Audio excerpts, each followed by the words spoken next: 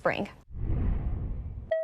And we want to get a quick look at some consumer stories we're following this morning. Listen to this. The Consumer Product Safety Commission is recalling the Create-On Crayola branded Pip Cubes. The cubes contain magnets that can become loose or even cause harm to children if they swallow them. The magnetic building cubes were sold in sets of 24 or 27 cubes, and the 24-piece sets were sold at Michael's stores, and the 27-piece sets were sold online at Amazon. So far, there are no reports of any injuries, but however, people who have the magnet sets should either toss it out or return the item to the store to get a full refund. A new survey finds that Americans may hold back a bit when it comes to tipping services, providing to those folks that we all count on this holiday season. Bankrate's 2025 Holiday Tipping Survey indicates that, for example, the percentage of people planning to tip child care providers has seen the most significant drop from 55% to 47% from the last year. One analyst at the interest rate comparison service site suggests that prioritizing service providers who went above and beyond this year and just giving what you can afford. And over at the box office, it was yet another weekend of sequels, with 5 nights at Freddy's 2 earning an estimated $63 million in ticket sales over the weekend. The horror flick sequel from Universal Pictures scared up the biggest opening ever for the weekend after Thanksgiving, and then the largest for a PG-13 horror movie this year, too. The animated Disney sequel, Zootopia 2, came in second with $43 million in ticket sales, and that was followed by Universal's Wicked for Good, with just under $17 million. And it is Monday, so let's take a look at some stories we're going to be tracking for you in the week ahead. So starting tomorrow, you can actually catch a Greyhound bus from its new home in downtown Dallas. Flix North America, that's the company that owns Greyhound, says it's moving its hub to a new location on Harry Hines Boulevard. It's basically right across from the Bachman station that is really easy access to DART. Now, the Greyhound hub previously was on Lamar Street. And then Wednesday, the Grapevine-Colleyville School Board is expected to vote on school closures. Grapevine-Colleyville ISD is looking to close Bransford and Dove elementary schools and also consolidate with some other campuses despite pushback from both parents and teachers. The school board says these closures are due to declining enrollment and also budget shortfalls. And then this Friday kicks off the annual BMW Dallas Marathon. The first event kicking off the fun is Friday Night Lights Mile, a 2-lap gap around the Grand Prix race around Dallas City Hall. And then on Saturday, the real fun begins. We're talking 6 major races that are going to be held and kicked off at 8 o'clock in the morning. Sunday will then wrap up with the weekend of marathons. And CBS News Texas is a proud sponsor of the BMW Dallas Marathon.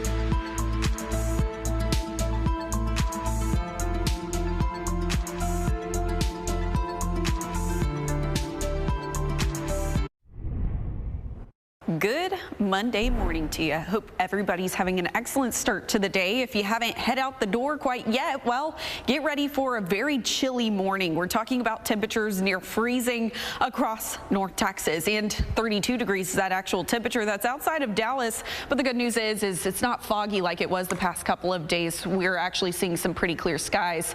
Here's a view of Clyde Warren Park, and as it switches, there's East Fort Worth, and you can see 33 degrees, winds out from the northwest around 6 miles per hour.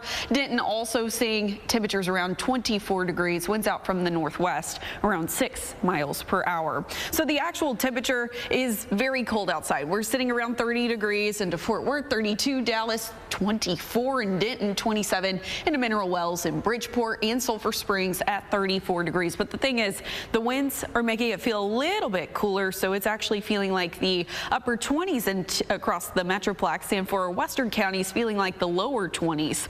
Now, humidity is actually high, even though dew points are in the 20s and 30s. It's because whenever the dew point, which is the measure of the moisture content in the atmosphere, matches the actual temperature, that's when we see high relative humidity levels, and we even saw a little bit of patchy fog across our western counties this morning.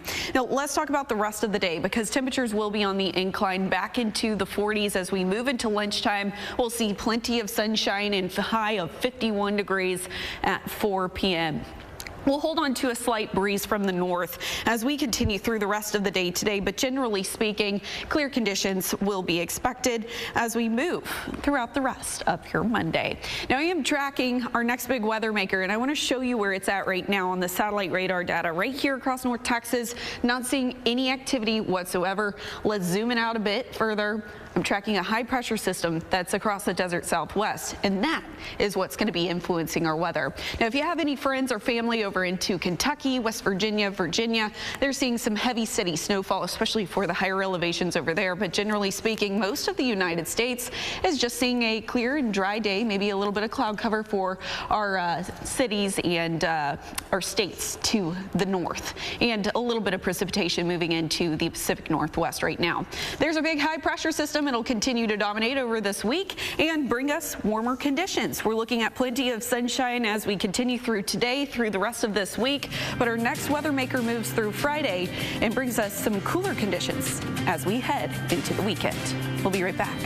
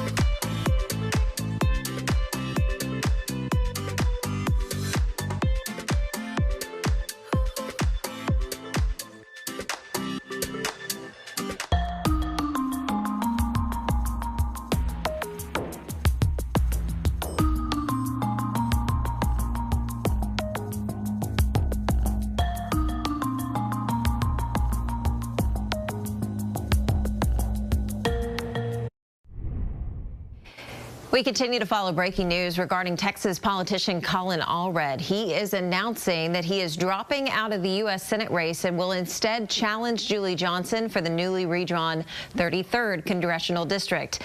Now, this is the latest move in what has been a game of political dominoes that started taking shape after the Supreme Court's redistricting ruling last week. So let's listen in to that announcement. When I first got involved with public service, I decided to run for Congress here in Dallas, in the district where I was born and raised. And it just so happened that there was a 22-year incumbent Republican who was there, and nobody thought we could win that race. And with a lot of hard work and a lot of folks from across this area, we were able to be successful. And I've always tried to keep in mind what I think is best for the folks who gave me a chance to chase my version of the American dream. I was raised here by a single mother, was a public school teacher. I went to public schools here in Dallas. My kids are in public school here in Dallas. This is our home. And this is the place that gave me a chance to go to Baylor and become captain of the team, to play in the NFL, become a civil rights lawyer, and to serve in the Obama administration and in Congress. And I felt that in the context of this Senate race, that there's a certain responsibility that comes with folks placing their trust in you and believing in you enough to follow you. But also, everywhere I went around the state, people would come up to me and tell me their stories. And they tell me about their hopes and their dreams and their struggles. And more than you would think, they would break down crying while they were doing that. And I think about some of the folks who told me their stories, like the small business owner in San Antonio who has a coffee shop, who told me about his daughter who has epilepsy and how he's worried about, because they have their health care through the Affordable Care Act exchanges, he's worried about the costs going up even more.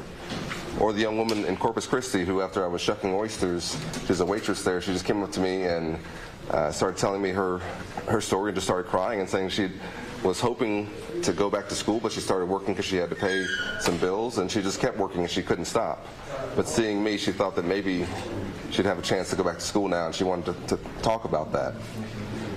That responsibility means that I have to do what's best for the state, and in this case of a time when Donald Trump is daily putting at risk all of the things that we care most about, daily violating the Constitution, that we can't afford to go into this election divided. And so I made the difficult decision to end my Senate campaign, but the, in many ways for me, joyous decision to come home to Dallas and to continue to try and serve my home and my community. And I would go into the Congress immediately as one of the strongest voices, not only in the state but in the country, to stand up to what Donald Trump is doing, yes, but also to speak some hard truths to the Democratic Party about some of the reforms that we have to put in place, about getting big money out of politics, about ending corruption, about reconnecting and focusing more on working people and affordability and what's going on for folks who are going through right now what I went through growing up. The Democratic Party has been seen in some cases as being too elite, too disconnected, and that is something that I want to correct and address. And we have to make sure that we restore faith in government. We restore faith that we can actually do big things. And that's what I want to try and do here in Dallas. So I'm happy to be here, and I want to say to the people of the 33rd District, this is a district that, in terms of the lines of it being drawn, should not exist. Let's be very clear. Donald Trump has attempted to racially gerrymander the state of Texas. And with the Supreme Court's help, he's been successful. In doing so, they've also eliminated a Democratic seat in Dallas, leaving us with less representation. That means that we have to have the best players on the field to actually go to Congress and to fight back. We'll have fewer voices there, but we can have stronger ones, and I will be that voice. And so to the folks of the 33rd District, which includes the place where I was born and raised, and where I saw my mom struggling growing up, and where so many of the events of my life have taken place that have allowed me to do what I've done, I want to say I'm asking humbly for your support and to be your representative in Congress. That'll take your question. Congressman, I was curious as to how emotional was this decision for you and your family, and why run for the 32nd Congressional District? Why go back to Congress, and why not run for another statewide office. You've been traveling the state. This would be your second statewide visit. Yeah. Well, I always approach this perspective of trying to do what I think is best as a public servant. And I prayerfully thought about how I could best serve in this moment. And I thought that a bruising primary and runoff that would have been guaranteed was not in the best interest of the state. And I also thought that, as I said, that folks have placed their trust in me over the years, and that with that trust comes a certain level of responsibility to do what's best for them. But that I could also continue to serve in a different way. And that I have important insights and important experience to bring back to Congress, to go in with much more knowledge, energy, and focus even than I did last time. And we got a lot done in my first 6 years in Congress. But I'm going in not just to leave things as they are. I want to shake it up. This Congress has completely abdicated its responsibilities. It's forgotten that it's Article 1 of the Constitution that deals with the Congress. They have completely, I think, left the American people wondering if there's any leadership at all out there. And I'm going to go into Congress with the help of the folks here, and if I'm so honored to be there, to be our nominee, as somebody who will be there to shake things up and to speak some hard truths to everyone, and to say, let's fix these things, let's get this back on the right track, and let's do it as well as we can together. Congressman, you want to avoid a Senate primary, bruising Senate primary. You're still facing who's also running for 33. The LGBTQ class, you may have seen this last night. They said it's unconscionable for you. They said the last thing Democrats should do is try to unseat the first president.